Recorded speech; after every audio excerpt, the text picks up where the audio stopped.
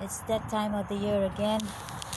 We just got oil filled up because it's getting cold. And yeah, that's the fuel